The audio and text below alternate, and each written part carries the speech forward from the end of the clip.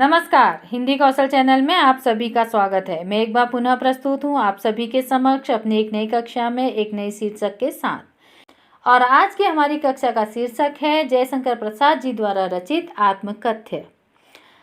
अब आइए जानते हैं कि आत्मकथ्य कविता कैसे लिखी गई। एक बार प्रेमचंद जी के संपादन में हंस नामक पत्रिका का एक विशेषांक निकला जिसका शीर्षक था आत्मकथा। तो प्रसाद जी के सभी मित्रों ने आग्रह किया कि प्रसाद जी भी अपनी आत्मकथा लिखें, परंतु प्रसाद जी इससे सहमत नहीं थे। उनकी इसी असहमति के तर्क से उत्पन्न हुई थी यह कविता, अर्थात अपनी असहमति को आधार बनाकर ही जयशंकर प्रसाद जी ने इस कविता की रचना की।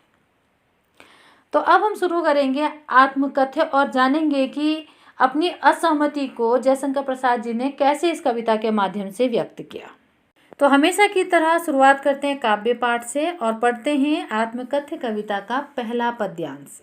मधुप गुनगुनाकर कह जाता कौन कहानी यह अपनी, मुरझाकर गिर रही पत्तियां देखो कितनी आज घनी। इस गंभीर अनंत नीलिमा में असंख्य जीवन इतिहास, यह लो करते ही रहते हैं अपना व्यंग मलिन उपहास।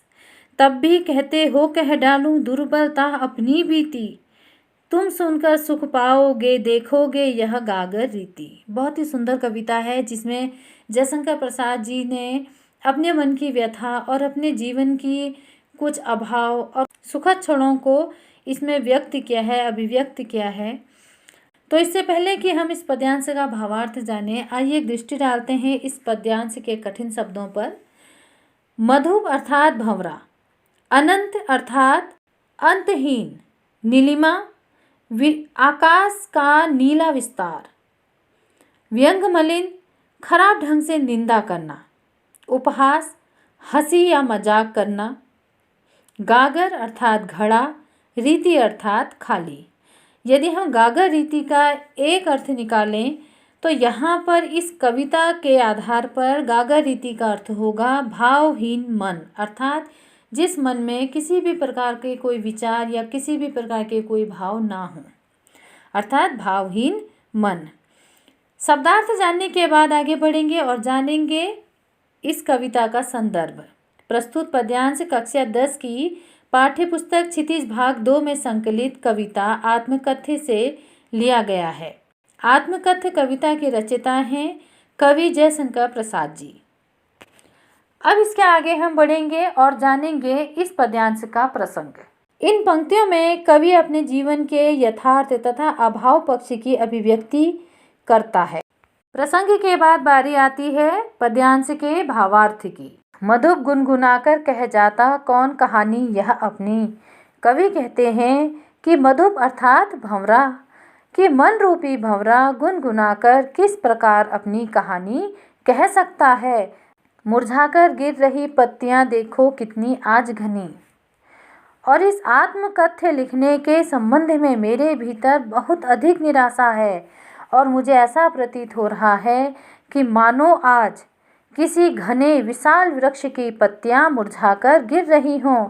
इस गंभीर अनंत नीलिमा में असंख्य जीवन इतिहास, इस गंभीर अंतहीन विस्तार में असंख्य लोग ऐसे हैं जो मुझसे भी अधिक योग्य हैं और जिनके जीवन इतिहास पर आत्मकथा लिखी जानी चाहिए।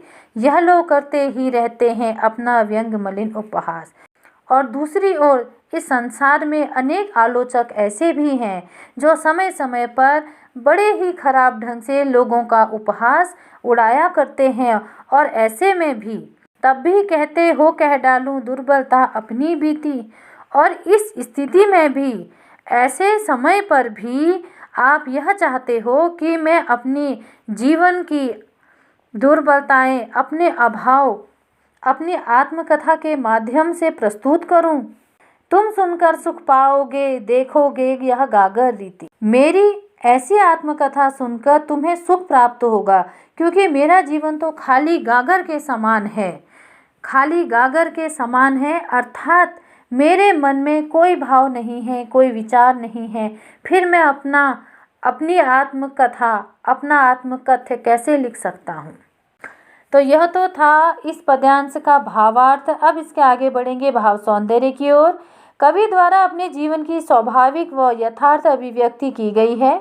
कवि ने अपने जीवन को खाली गागर कहते हुए अपना सामान्य किंतु अद्वितीय परिचय दिया है तथा साथ ही असंख्य जीवन इतिहास कह करके कवि ने अन्य लोगों की प्रशंसा की है, उन्हें सम्मान प्रदान किया है तथा उन्हें अपने से अधिक योग्य बताया है। यह कवि के उत्कृष्ट व्यवहार को प्रदर्शित करता है। भाव सौंदर्य के बाद आगे बढ़ेंगे शिल्प सौंदर्य की ओर। गुनगुना कर कह कौन कहानी करते ही रहते हैं, सुनकर सुख पाओगे में अनुप्रास अलंकार है। मधुप गुनगुनाकर में रूपक अलंकार है। पद्यांश की भाषा परिष्कृत परिमार्जित है तथा प्रसाद व माधुर्य गुण से युक्त है। पंक्तियों में कवि की वेदना व्यक्त हुई है। कविता में छायावादी शिल्प का प्रभाव स्पष्ट रूप से दिखाई देता है। तो इसी के साथ यहाँ पर कविता का पहला पद्यांश समाप्त होता है। अब हम आगे बढ़ेंगे कविता के दूसरे पद्यांश की ओर और सबसे पहले पढ़ते हैं दूसरा पद्यांश। किंतु कहीं ऐसा ना हो कि तुम ही खाली करने वाले, अपने को समझो मेरा रस ले अपनी भरने वाले। यह विडंबना अरी सरलते तेरी हंसी उड़ाऊं मैं, भूले अपनी यह प्रवंचा औरों को दिखलाऊं मैं। उज्जवल गाथा कैसे गाऊं मधुर चांदनी रातों की, अरे खिलखिलाकर हंसते होने वाली उन बातों की।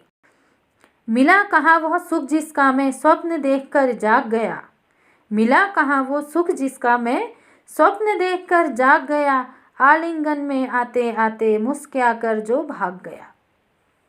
बहुत ही सुंदर और बहुत ही भावपूर्ण पंक्तियां हैं यह जयशंकर प्रसाद जी द्वारा रचित, जिनमें उन्होंने अपने जीवन के कई पक्षों का यहाँ पर उल्लेख किया है। तो आइए सबसे पहले जानते हैं इस पद्यांश के शब्दार्थ। प्रवंचा, प्रवंचना, धूर्तता या धोखा।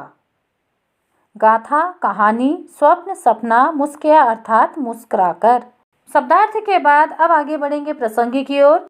प्रस्तुत पद्यांश में कवि ने अपने को खाली गागर कहते हुए आत्मकथ्य लिखने में अपनी असमर्थता व्यक्त की है। प्रसंग के बाद अब आगे जानेंगे इस पद्यांश का भावार्थ।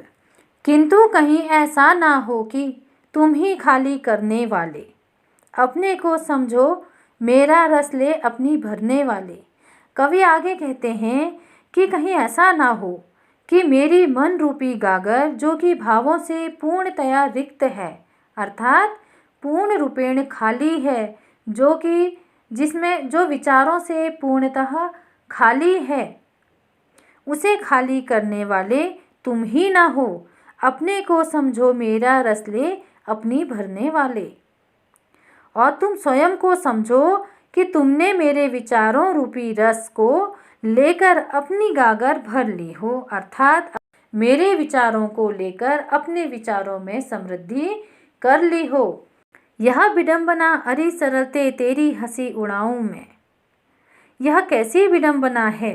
कवि कहते हैं कि यह कैसी विडंबना है कि मेरे पास विचार ही नहीं है, मेरा मन विचारों से रिक्त है, खाली हो गया है, जिनसे मैं अपनी आत्मकथा लिख सकूं, जिससे मैं अपना आत्मकथ्य लिख सकूं। हे मेरे सरल मन, यहाँ पर अरि सरलते मन को संबोधित करते हुए कहा है कि हे मेरे सरल मन, मैं आत्मकथ्य लिखकर तेरी हंसी कैसे उड़ाऊं, भूलें अपनी यह प्रवंचना औरों को दिखलाऊं मैं किस प्रकार से अपने जीवन की भूलें, अपनी गलतियां या धोखे किस प्रकार से औरों को दिखलाऊं, अर्थात मैं अपनी आत्मकथा लिखकर अपने जीवन की वह समस्त भूलों को, उन गलतियों को या फिर समस्त धोखों को दूसरों को किस प्रकार दिखला सकता हूँ। मेरा तो संपूर्ण जीवन अनेकानेक गलतियों और धोखों से भरा हुआ है, उनका किस प्रकार मैं अपनी आत्मकथा में उल्लेख करूँ। उज्जवल गाथा कैसे गाऊं मधुर चांदनी रातों की। आगे कवि कहते हैं कि ऐसा नहीं कि मेरे जीवन में कभी अच्छे दिन नहीं आए। मेरे जीवन में कुछ अच्छे दिन भी आए थे, परंतु मैं उनकी उज्जवल गाथा किस प्रकार से कह सकता हूँ, किस प्रकार मैं अपनी आत्मकथा में अपने उज्जवल दिनों की गाथा कहूँ। यहाँ पर कवि प्रसाद जी ने उज्जवल दिनों को मधुर चांदनी रातों से तुलना की है। यहाँ पर कवि प्रसाद जी ने उज्जवल दिनों की मधुर चांदनी रातों से तुलना की है। कवि के अनुसार मैं अपने उन उज्जवल दिनों की गाथा अपनी आत्मकथा में किस प्रकार कह सकता हूँ। अरे खिलखिलाकर हंसते होने वाली उन बातों की, और न ही मैं उन समस्त बातों का उल्लेख अपनी आत्मकथा में कर सकता हूँ जो बातें कभी मैंने खिलखिलाकर हंसते हुए की थी। आखिरकार अपने खिलखिलाकर हंसते हुए की जाने वाली बातों का वर्णन आत्मकथा में किस प्रकार से किया जा सकता है। मिला कहाँ वह सुख जिसका मैं स्वप्न देखकर जाग गया।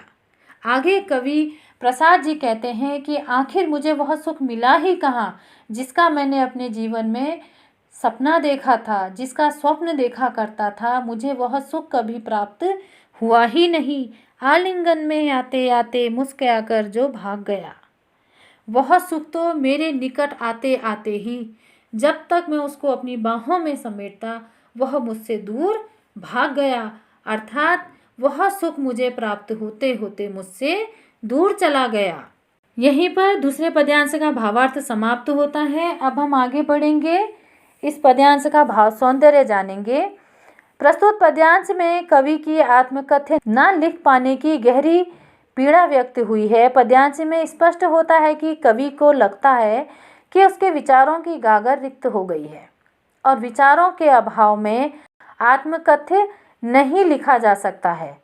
पद्यांश की अंतिम पंक्तियों में कवि ने कहा है कि खिलखिलाकर हंसते हुए की गई बातों का वर्णन मैं कैसे करूं, और न मैं उन मधुर स्मृतियों का वर्णन कर सकता हूं जो मेरे पास आते आते मुझसे बहुत दूर चली गई। यह कहकर कवि ने अपने आत्मकथ्य की अभिव्यक्ति को अभावपूर्ण दर्शाया है। भाव सौंदर्य के बाद बारी आती है शिल्प सौंदर्य की। भाषा परिष्कृत है, परिमार्जित है और प्रवाहमय है। मधुर चांदनी रातों में रूपक अलंकार है। आलिंगन में आते आते में रूपातिशयोक्ति अलंकार है। भाषा प्रसाद व माधुर्य गुण से युक्त है। पद्यांश में छायावाद के दर्शन होते हैं। और इसी के साथ यहाँ पर हमारा कविता का दूसरा पद्यांश भी समाप्त होता है। अब हम आगे बढ़ेंगे कविता के तीसरे पद्यांश की ओर। तो आइए पढ़ते हैं तीसरा पद्यांश। जिसके अरुण कपोलों की मत वाली सुंदर छाया में अनुरागिनी उषा लेती थी निज सुहाग मधुमाया में, उसकी स्मृति पाथेय बनी है थके पति की पंथा की, सीवन को उधेड़ कर देखोगे क्यों मेरी कंथा की। छोटे से जीवन की कैसे बड़ी कथाएं आज कहूँ, क्या यह अच्छा नहीं कि औरों की सुनता मैं मौन रहूं। सुनकर क्या तुम भला करोगे मेरी भोली आत्मकथा, अभी समय भी नहीं थकी सोई है मेरी मौन व्यथा। बहुत ही उत्तम और उत्कृष्ट रचना है यह जयशंकर प्रसाद जी द्वारा रचित आत्मकथ्य,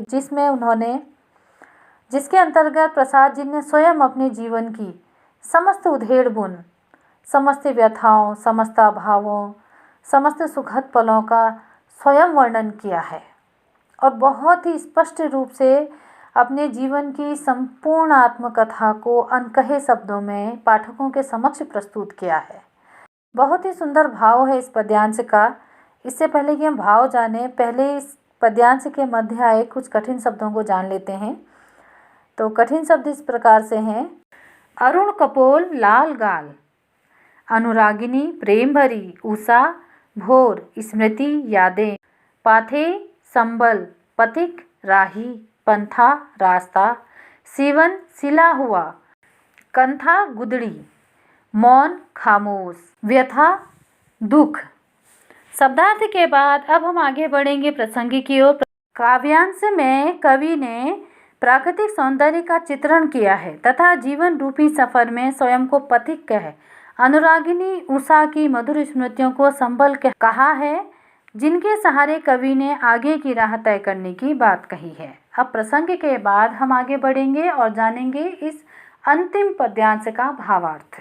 जिसके अरुण कपोलों की मतवाली सुंदर छाया में, तो कवि ने यहाँ पर प्राकृतिक सौंदर्य का बड़ा ही मनोहारी चित्रण करते हुए कहा है कि प्रातःकाल सूर्य के लाल गालों की मन को मोह लेने वाली, मन को प्रसन्न कर देने वाली छाया में अनुरागिनी उषा लेती थी निज सुहाग मधुमाया में। जब प्रेम भरी भोर, अनुरागिनी अर्थात प्रेम भरी, उषा अर्थात भोर, प्रेम भरी भोर का आगमन होता था या उषा अंगड़ाइयाँ लेती थी, तो ऐसी सुंदर मनमोहक स्मृतियाँ भी आज मेरे मन में बनी हुई हैं। उनकी स्मृति पाथेय बनी हैं थके पथिक की पंथा की। उसकी स्मृतियाँ पाथेय बनी हैं और वही स्मृतियाँ आज मेरा संबल बनी हुई हैं थके पथिक की पंथा की। यहाँ पर कवि ने स्वयं को एक थका हुआ पथिक कहा है, तो कवि कहते हैं कि वही स्मृतियाँ आज मुझ जैसे थके हुए पथिक की राह में आगे चलने के लिए संबल का कार्य कर रही हैं, अर्थात एक दृढ़ सहारा बनी हुई हैं जो मुझे आगे की राह तय करने के लिए सहारा प्रदान करती हैं। यहाँ पर कवि ने स्वयं को जीवन रूपी राह में चलता हुआ एक पथिक कहा है। सीवन को उधेड़ कर देखोगे क्यों मेरी कंथा की। कवि आगे कहते हैं कि अब मुझसे आत्मकथा लिखवा कर क्या तुम मेरे जीवन रूपी गुदड़ी की सीवन को उधाड़ कर देखोगे। सीवन अर्थात सिलना, तो उस सिली हुई गुदड़ी को उधाड़ कर देखोगे, अर्थात क्या तुम अब मेरे जीवन की अच्छाइयाँ बुराइयाँ देखना चाहोगे। छोटे से जीवन की कैसे बड़ी कथाएं आज कहूँ। मेरा जीवन तो अत्यंत छोटा है, मगर मेरे जीवन की इस छोटे से जीवन में बहुत बड़ी बड़ी कथाएं हैं। तो अपने इस छोटे से जीवन की उन बड़ी बड़ी कथाओं को मैं आत्मकथ्य में कैसे कह सकता हूँ। क्या यह अच्छा नहीं कि औरों की सुनता मैं मौन रहूं। इससे भला यह नहीं कि मैं औरों की आत्मकथा को सुनकर ही स्वयं मौन बना रहूं। सुनकर क्या तुम भला करोगे मेरी भोली आत्मकथा। कवि आगे कहते हैं कि तुम मेरी आत्मकथा सुनकर क्या करोगे। अभी समय भी नहीं, थकी सोई है मेरी मौन व्यथा, तथा अभी आत्मकथा लिखने का उचित समय भी नहीं आया है, क्योंकि अभी मेरे मन की समस्त व्यथाएं मौन होकर थक कर सोई हुई हैं। इस प्रकार से कवि ने बताया है कि उनके जीवन की कथा एक सामान्य जीवन के व्यक्ति की ही कथा है। उसमें बहुत सारी बातें हैं, कुछ सुखद क्षण हैं, कुछ दुखद हैं, कुछ मधुर स्मृतियाँ हैं और कई व्यथाएं हैं। अंत में इन पंक्तियों में कवि की यथार्थी की स्वीकृति भी हमें देखने को मिलती है, तथा साथ ही साथ जयशंकर प्रसाद जी जैसे महान व्यक्तित्व वाले कवि का स्वाभाविक और विनम्र व्यवहार भी देखने को मिलता है। तो अब हम आगे बढ़ेंगे भाव सौंदर्य की ओर। पद्यांश में कवि ने स्वयं को जीवन रूपी सफर का थका हुआ पथिक कहा है तथा मधुर स्मृतियों को आगे जीवन का सफर तय करने का संबल बताया है। कवि ने अपने एकांकीपन की गहरी व्यंजना व्यक्त की है तथा स्वयं को आत्मकथ्य लिखने में असमर्थ कहते हुए दूसरे लोगों को स्वयं से अधिक योग्य बताया है। भाव सौंदर्य के बाद बारी आती है शिल्प सौंदर्य की। पद्यांश की भाषा प्रसाद व माधुर्य गुणों से युक्त है। थके हुए पथिक की पंथा व मेरी मौन व्यथा में अनुप्रास अलंकार है। अनुरागिनी उषा में मानवीकरण अलंकार है। थके पथिक की पंथा में कवि ने एकांकीपन की गहरी वेदना व्यक्त की है और पद्यांश में सुसंगठित शब्द योजना द्रष्टव्य होती है। और इसी के साथ हमारी आत्मकथ्य कविता यहीं समाप्त होती है और बहुत जल्दी मिलती हूँ आपसे अपनी अगली कक्षा में एक नए शीर्षक के संग। तब तक के लिए थोड़ा सा इंतज़ार। और एक बात मैं हमेशा कहती हूँ कि कभी ना भूलें, हिंदी हमारी राष्ट्रभाषा है, हिंदी भाषा पर गर्व करें। धन्यवाद।